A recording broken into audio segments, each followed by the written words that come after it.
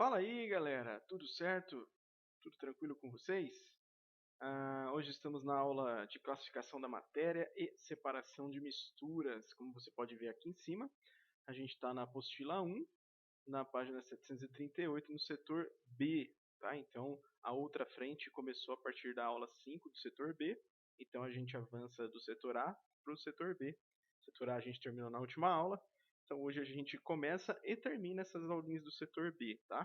Você pode estar achando que é muito, como está ali, aulas de 1 a 4, mas é um assunto bem pequeno, bem tranquilinho para a gente trabalhar. É, talvez fique uma quantidade razoavelmente grande de exercícios para vocês fazerem sobre o tema, né, durante a semana, mas não se preocupe, eles são bem repetitivos, simples, eles caem muito pouco, né, em provas e dá para a gente frisar naquilo que mais pode cair na sua prova, tá bom? Então bora falar um pouquinho sobre os processos de separação de mistura, mas antes, né, lógico, classificar a matéria aí, para a gente saber como separá-la.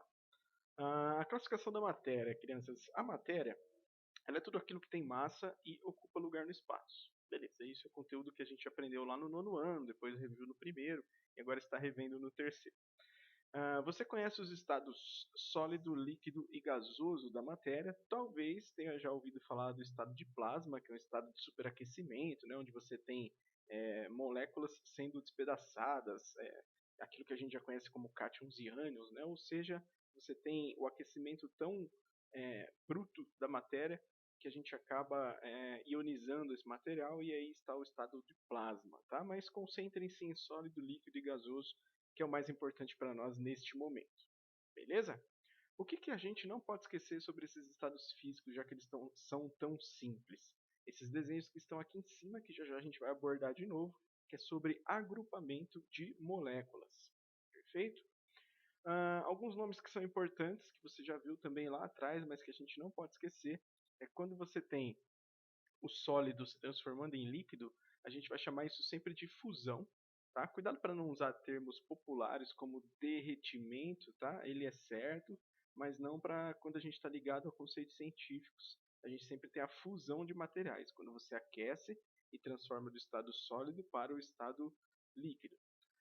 Do líquido para o vapor, a gente tem processos de vaporização, né, que a gente pode fazer de maneira mais natural, de maneira forçada, né, passando por evaporação. Por exemplo, uma poça d'água ela evapora sozinha, né? Evaporação. A gente tem a ebulição, que é quando você pega a água e eleva, por exemplo, a 100 graus Celsius, que é o seu ponto de ebulição.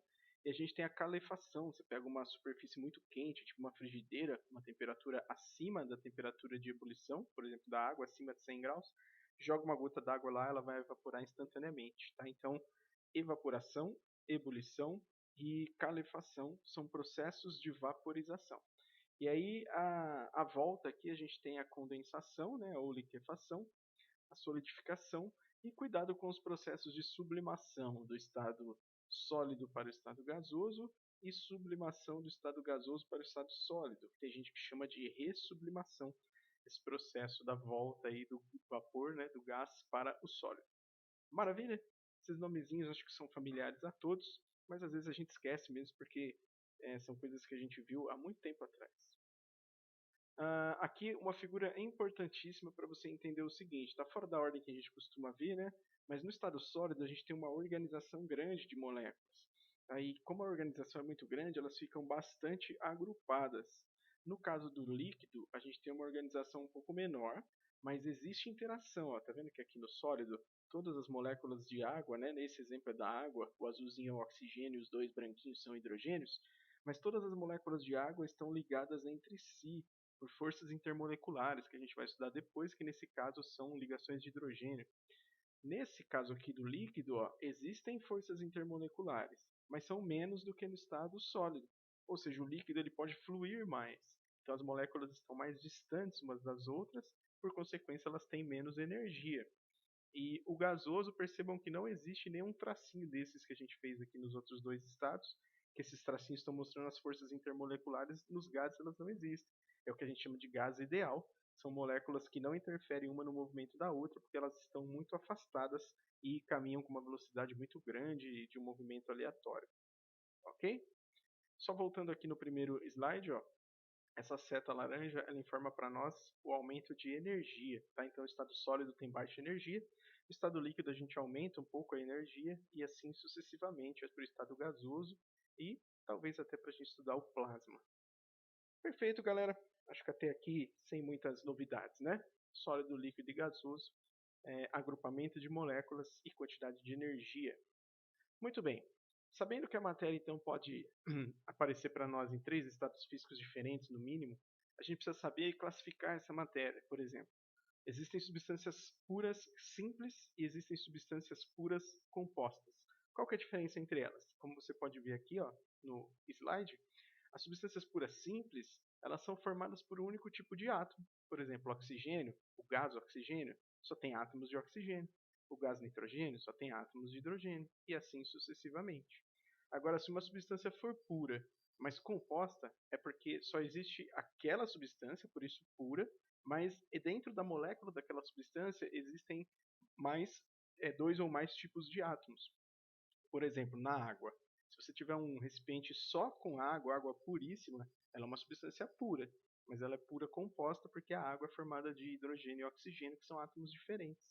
Assim como só gás carbônico, só ácido acético, né? E a gente poderia dar vários exemplos aí para vocês, tá bom? Então a pura pode ser simples ou composta.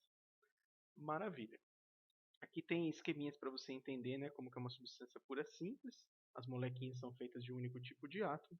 E as puras compostas, onde molequinhas são formadas de átomos diferentes.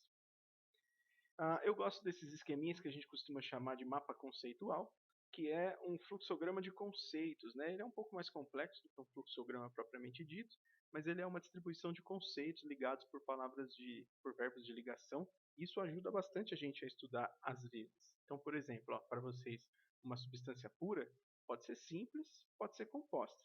Se for simples, ela é formada por apenas um elemento químico, né? Um tipo de elemento químico. Por exemplo, essas que a gente já viu. Se for composta, ela é formada por átomos de 2 ou mais elementos, por exemplo. Tem um monte aqui para a gente ver. Beleza, crianças? Substâncias puras. Falta a gente ver as misturas e depois como separá-las. Ainda falando de substâncias puras, existe um ponto muito importante e muito interessante ou são as curvas de aquecimento de substâncias puras. Toda curva de aquecimento de substância pura, ela tem mais ou menos essa cara que está aqui para vocês. Por que mais ou menos? Porque aí, às vezes, o ponto de fusão e de ebulição estão mais próximos, mais distantes, né? Mas ela sempre tem um aquecimento e um patamar. Tá vendo que aqui é temperatura em função do tempo, né? Quando a temperatura para de variar é porque a gente tem a fusão, aí aquece esse líquido, a temperatura para de variar, a gente tem a ebulição do líquido para se transformar em vapor. Característica importantíssima, ó, são pontos de fusão e ebulição, ou seja, a temperatura para de variar durante a fusão e durante a ebulição. Todas as substâncias puras, sejam simples ou compostas, têm exatamente essa característica de gráficos de pontos de fusão e pontos de ebulição. Maravilha? Todos lembram disso? Muito bem. Agora a gente vai olhar de perto e com um pouco mais de calma e um pouco mais de detalhe o gráfico de aquecimento da água, né? A gente já viu, vocês já viram isso lá no primeiro, talvez no nono ano, mas é muito raro que a gente fale de energia com vocês nos anos anteriores. Então, por exemplo, eu tenho gelo, e o meu gelo está sendo aquecido, né? Em função do tempo aqui, eu estou aumentando a sua temperatura. Então o gelo estava lá menos 15 graus, aí menos 10, menos 5, chega no zero. Quando chega no zero, a gente sabe que zero é a temperatura de fusão da água. Então, quando chega em zero, parou de subir a temperatura. E essa é a minha pergunta para vocês. Se a gente ainda está lá com o frasquinho no fogo, né? Por exemplo, fogo, estou aquecendo o gelo. Por que a temperatura para de subir? Tá? Aí você pode pensar assim, porque está fundindo. Mas vamos elaborar a nossa explicação para ficar com mais cara de terceiro colegial. Ó. Se a gente continua fornecendo energia, mas graficamente a gente consegue perceber fácil que a temperatura parou de subir, a gente precisa desvincular, né? Desvencilhar essas informações aí. Temperatura é grau de agitação das moléculas. Conforme as moléculas se agitam mais, a gente mede isso numa escala termométrica e vê esse número aumentando. Aqui o que está acontecendo é que a energia ela não está indo mais para aumentar a agitação das moléculas, ou seja, energia cinética. A energia que está sendo fornecida ao sistema está sendo utilizada para outra coisa. Se não está aumentando a vibração das moléculas, ela está sendo utilizada para outra coisa. E o que é esta outra coisa? Se você voltar depois do vídeo lá no começo, você vai ver que tinha uma imagem onde haviam muitas interações intermoleculares, sólido, poucas interações intermoleculares, líquido, e nenhuma interação intermolecular, gasoso. É aí que a energia está sendo usada para romper ligações intermoleculares. Não vai quebrar as ligações dentro da molécula, vai quebrar ligações entre moléculas. Então, o que é a fusão? É transformar do sólido para o líquido, é deixar as moléculas um pouco mais distantes, é quebrar algumas dessas forças intermoleculares. Tá? Então, toda a energia que está sendo fornecida ao sistema não está sendo usada para aumentar a vibração das moléculas e assim subir a sua temperatura. Está sendo usada para afastar as moléculas e quebrar as suas ligações intermoleculares. Durante esse processo de quebra, deixa eu mostrar aqui o outro slide para vocês, ó, a temperatura não vai subir, porque toda a energia está sendo usada para quebrar forças intermoleculares. Quebrei todas, transformei todo sólido, no caso gelo, em líquido, no caso água. Aí a temperatura volta a subir, porque a energia volta a ser usada para agitar moléculas, para aumentar o grau médio de agitação dessas partículas, e aí volta a aumentar a temperatura. A gente tem início da fusão, fim da fusão, perdão, e início da ebulição. Durante todo esse caminho de subida da temperatura, a gente só tem líquido. E aí chega um momento onde a energia para de novo de ser usada para aquecer a matéria, para aumentar a vibração da molécula, e passa a ser usada para romper de novo forças intermoleculares, ou seja, deixar as moléculas mais distantes ainda umas das outras. E aí começa a ebulição, começa a transformar a matéria em gás. Enquanto tiver líquido no recipiente, toda a energia é utilizada para separar essas moléculas. E a gente tem o início e o fim da ebulição, que no caso da água a gente sabe que são 100 graus Celsius. E aí depois disso vai ter só aquecimento do vapor mesmo. A temperatura volta a subir porque toda a energia volta a ser usada para vibrar as moléculas do vapor. Certo? É nisso que a gente tem que pensar, galera, como crianças do terceiro colegial. Energia não se perde, energia se transforma, né? E nem se cria, como você bem sabe. Então toda a energia que está sendo fornecida a este sistema que a gente está estudando, ela está sendo utilizada ora como energia cinética para aumentar a velocidade de vibração das moléculas e assim, por consequência, aumentar a sua temperatura, aquilo que nós medimos numa escala termométrica, ora ela está sendo utilizada para outra coisa, para outro fim, que é separar essas moléculas, quebrar as forças intermoleculares, ou seja, transformação de estado físico, fusão e ebulição. Perfeito? Espero que tenha ficado claro. Se não ficou, volta o vídeo aí, vê de novo. E se ainda assim não rolar, me manda pergunta lá no WhatsApp ou no Facebook mesmo, sem problema. Tá bom? E esse é o gráfico completo, né, com início e fim dos processos de fusão e ebulição. Muito bem, chegamos então nas misturas. Até aqui a gente estudou substância pura, né? Simples, composta. Seja ela simples ou composta, o gráfico é igualzinho. Tem patamares de fusão e ebulição. E as misturas são completamente diferentes, né? As misturas elas podem aparecer para vocês deixando claro fases diferentes e não deixando claro fases diferentes, que a gente vai chamar de homogênea e heterogênea. Mas olha o que são misturas, né? São matérias que possuem tipos diferentes de moléculas em sua formação. Por exemplo, o ar, que você respira aí. Ele tem oxigênio, nitrogênio, gás carbônico, vapor d'água. Cada uma dessas substâncias simples juntas compõem a mistura que a gente chama de ar. Aliás, aqui é bom frisar e lembrar que todas as misturas gasosas são homogêneas. Tá? Misturamos gases, a gente não enxerga variação de fases entre eles. Tudo bem? Por exemplo, o aço, uma liga de ferro e carbono, né? Uma mistura sólida. O aço inox, ferro e cromo, e assim por diante. Olha o gráfico da curva de aquecimento que gera de uma mistura. Ela não tem pontos específicos de fusão e ebulição. A temperatura vai aumentando, ela muda um pouco a maneira, né, a inclinação da curva para esse aumento, mas ela continua aumentando o tempo todo, mesmo durante a fusão, durante a ebulição, tá? A gente não tem um ponto específico. Então, por exemplo, se você tem uma mistura, você sabe que ela vai fundir entre uma temperatura e outra. A ebulição entre uma temperatura e outra. No meio desse intervalo de temperatura, vai ocorrer a fusão e ebulição de uma mistura, tá?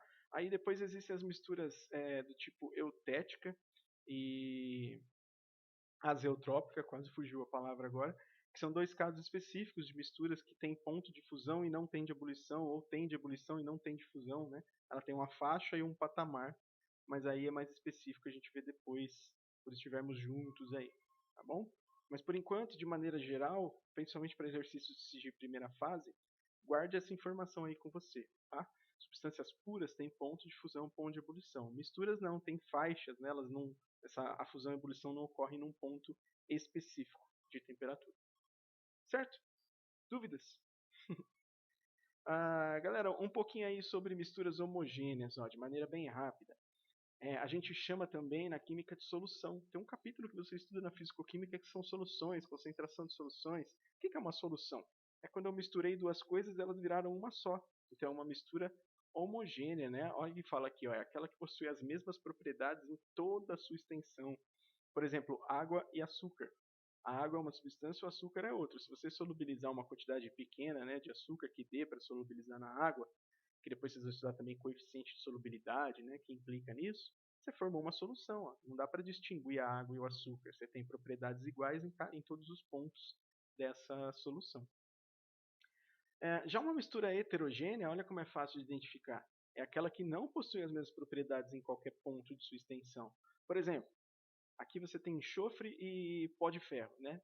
Se você misturar os dois, dá para perceber aonde está o enxofre e onde está o pó de ferro, mesmo que seja difícil de separar, mas dá para perceber, ou seja, dá para ver as fases, né, como a gente chama. Aqui o caso mais famoso de todos, né, água e óleo, e aí depois a gente vai ver que pela densidade dá para saber qual substância fica por cima, qual fica por baixo, numa tentativa de mistura aí, que é uma mistura heterogênea, certo? Mas essa é a grande diferença. É onde você enxerga fases diferentes e onde você não enxerga fases diferentes. Existem algumas substâncias que a gente classifica como mistura heterogênea, mesmo que a olho nu a gente não consiga ver duas fases, mas se no microscópio der para ver duas fases, já é uma mistura heterogênea. Um bom exemplo é o sangue.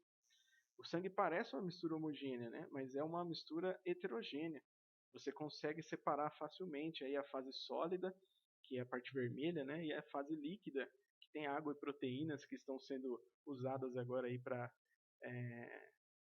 como remédio, né? Digamos assim.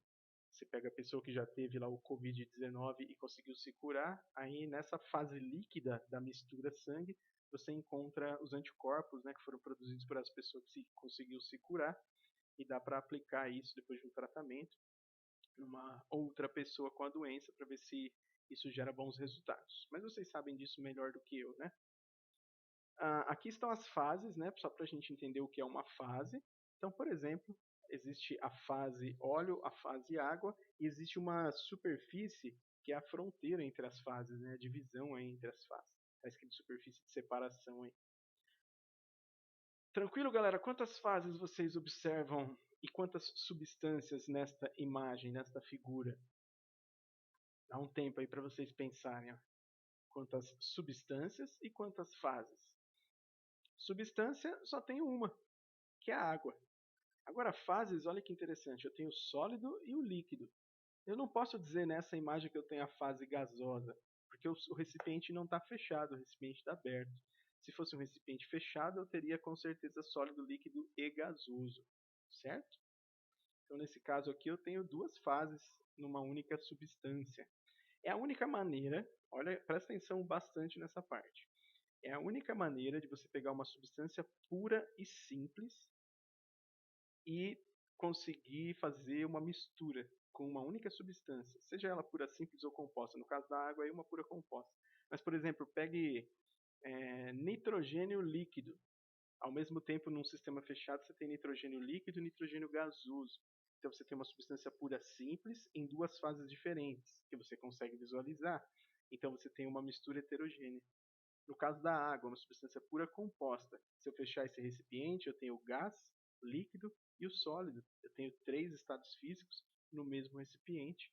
Portanto, eu tenho uma mistura heterogênea. Mesmo que talvez esse gás, se eu tampar o recipiente, não seja vapor d'água, né, por causa da temperatura, mas vai ter um pouquinho de vapor d'água sim. Tá?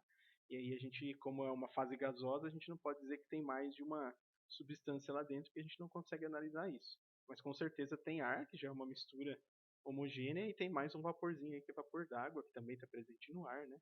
Enfim, acho que deu para entender a moral da história. Sistemas. Aqui, só rapidinho para a gente não demorar muito, ó, sistemas homogêneos. A água pura é homogênea, a água com pouco sal, a água com álcool, ar atmosférico, né? São sistemas homogêneos. Sistemas heterogêneos, água líquida e gelo, que é a água sólida. Água e óleo, ferro e enxofre. Ali tem o que? Sal, areia e água, um sisteminha, né? Porque não se misturam, são sistemas heterogêneos. Acho que deu para sacar bem a diferença entre eles. Aliás, deu para lembrar, né? Porque tudo isso é muito tranquilo para nós. Mais uma vez um esqueminha que eu gosto de passar para vocês, ó, uma amostra de matéria então, ela pode ser uma, vamos começar aqui por baixo, pode ser uma substância pura, uma substância pura pode ser homogênea ou heterogênea, se for homogênea é porque tem um único estado físico, se for heterogênea é porque dá para encontrar mais de um estado físico ou mais de uma fase, né? Aliás, para substância pura é só um estado físico mesmo. E para ser uma mistura, se for homogênea é uma solução, se for heterogênea é porque dá para ver as fases, né? Então a parte mais interessante desse esquema é a parte de baixo. Ó. Substâncias puras também podem ser homogêneas e heterogêneas. A gente só pensa em mistura, né? Mistura homogênea, mistura heterogênea. E substância pura? Também pode, tá? Depende do número de estados físicos que você tem dentro do seu sistema. Maravilha? Vai anotando suas perguntas aí para mandar lá no WhatsApp depois, hein? Propriedades da matéria, galera. Essa é uma parte que, se eu não me engano, não tem na sua apostila. Deixa eu dar uma olhada aqui. Ó. Sua apostila começa falando de classificação, fases, misturas, estado físico, mudança de estado físico.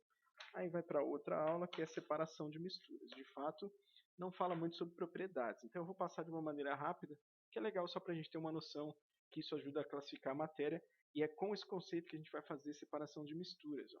Existem propriedades que são gerais da matéria. Vou colocar todas aqui de uma vez. Ó. Extensão, inércia, impenetrabilidade, compressibilidade, divisibilidade. Ou seja, são propriedades que não são úteis para a gente identificar a matéria. Por exemplo, inércia. Inércia não é uma propriedade que eu uso para identificar a matéria. Eu tenho aqui um mouse.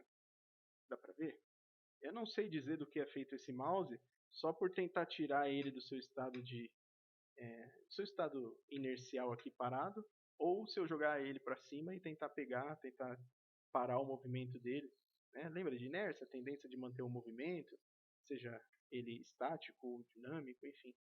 Eu não sei dizer do que é feito esse mouse, simplesmente pela propriedade inércia, ou por compressibilidade, divisibilidade, né? E existem as propriedades específicas, que aí sim são ótimas para a gente conseguir solucionar o problema de qual tipo de matéria a gente está falando. Né? Por exemplo, ponto de fusão, ponto de ebulição, densidade, solubilidade. São propriedades que me permitem identificar a matéria. Então, essas específicas a gente vai usar para separação de misturas. Aquelas que não são específicas, a gente não vai usar para separação de misturas, porque não dá. Tá? Aqui eu vou passar de uma maneira bem rápida, então cada uma delas, ó, inércia não, perdão, extensão da matéria, né? Toda matéria tem volume, inércia, toda matéria tem massa, e por ter massa ela tem uma tendência de manter o seu movimento, né? Impenetrabilidade, dois corpos não ocupam o mesmo lugar no espaço, já ouviram essa frase? Olha a bola tentando ocupar a cara e a cara tentando ocupar a bola, né? Não dá certo. A foto mais legal que eu já vi na vida. A canela de Anderson Silva tentando ocupar o mesmo espaço da canela do cara que eu esqueci o nome agora. Mas enfim, esse não é o problema. Canelas não ocupam o mesmo lugar no espaço também, mas eu não sei identificar canelas simplesmente pela impenetrabilidade. A divisibilidade, né? Um material dividido ou não, ele continua tendo as mesmas propriedades específicas, então não sei identificar por tamanho de material, né? Por tamanho de pedaço. Compressibilidade, a única coisa que eu sei é que gases se comprimem muito, líquidos se comprimem de maneira razoável e sólidos quase não se comprimem. Então eu só sei identificar estado físico pela compressibilidade, não consigo identificar a matéria. Agora a gente dá uma pausa interessante. Ó. Se você tem o ponto de fusão, você sabe identificar a matéria, porque não existem materiais com o mesmo ponto de fusão, existem alguns bem próximos, mas o ponto de fusão é específico do material. Por exemplo, o mercúrio, menos 38. Tungstênio, que era feito aquele filamento das lâmpadas antigas incandescentes, 3.400 graus Celsius. Ou seja, cada material tem o seu ponto de fusão. Então, dá para usar para identificar, assim como o ponto de ebulição, né? A gente nem precisa falar muito dele. Mas, por exemplo, a água, 100 graus Celsius, o oxigênio, menos 183 pela tabela aí, ó. Certo? Densidade. Densidade é uma relação de massa e volume, portanto, é uma propriedade específica também. Tá? Se você variar a massa e o volume, como as duas são variáveis, a densidade é fixa. Tá?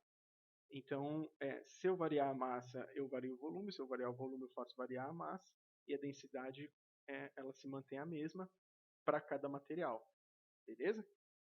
Em alguns slides como esse daqui, apareceu um link aqui de um site chamado Pet Colorado de simulações. Se vocês quiserem dar uma olhada depois, aproveitando aí o tempo de isolamento. É um site bem interessante que tem simulações de química, física, biologia, matemática e ajuda a gente a entender alguns conceitos mais abstratos aí, tá? Pode ser que seja legal para você. A solubilidade também é uma propriedade específica da matéria, né? Por exemplo, ó, você consegue dissolver 257 gramas de sal de cozinha, NaCl, né, cloreto de sódio, em 100 gramas de água. Aqui é 1 litro de água, tá? Tá faltando um zerinho aqui, depois eu arrumo para mandar para vocês. São 1.000 gramas de água. Senão a massa de água está menor do que a de sal, né? Aí fica complicado.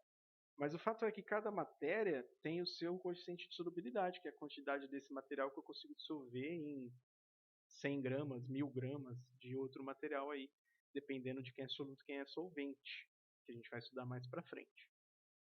Por isso é que existe as aulas 3 e 4 da sua apostila que vão falar de separação de misturas, porque se você tem misturas de 2 ou mais componentes, eu consigo separar baseado na densidade, no ponto de fusão, no ponto de ebulição. Essa é a parte mais importante, galera. Se você acha que separação de misturas é uma coisa muito, muito chata, e de fato é um pouco sim, não fique pensando em métodos de separação de mistura. Fique pensando em analisar o método de separação e ver no que ele está baseado. Por exemplo, a gente vai falar mais para frente sobre decantação, por exemplo. Você tem uma mistura, aí um deles afunda, decanta e você consegue separar. No que está baseado esse método de separação? Nas diferenças de densidade. Eu vou lá e misturo duas coisas. Só que uma é mais densa que a outra, e elas são heterogêneas, né? Forma uma mistura heterogênea, aí uma decanta, vai toda para o fundo. É só esperar um pouquinho que ela vai toda para o fundo. Aí eu consigo separar a fase de cima da fase de baixo. Então, assim, preocupe-se em analisar no que o método de separação de mistura está baseado. Tá? E não muito em saber fazer esse método. Por exemplo, ó, aqui é só um slide geral, tá?